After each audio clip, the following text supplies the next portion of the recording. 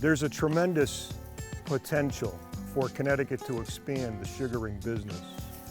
We have many thousands of acres of forest in Connecticut that have enough sugar maple on them so that they could be managed for maple production.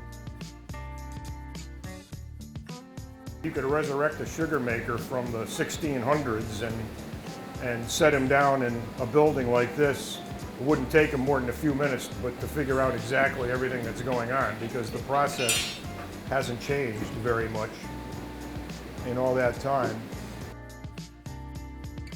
The way this thing works is that the sap runs through this feed line from an overhead tank outside and enters into this float chamber.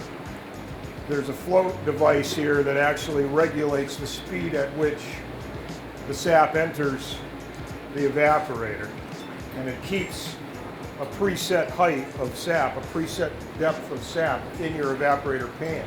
This is called the sap pan, and the front pan is called the syrup pan. The sap enters here, and it's a chambered pan with 3 chambers separated by 2 baffles.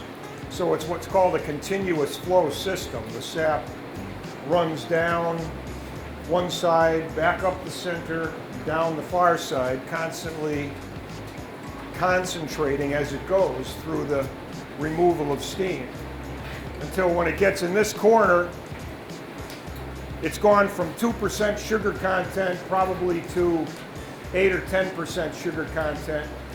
From there it drops into a second float box on the back side here, which regulates the depth of sap in the syrup pan.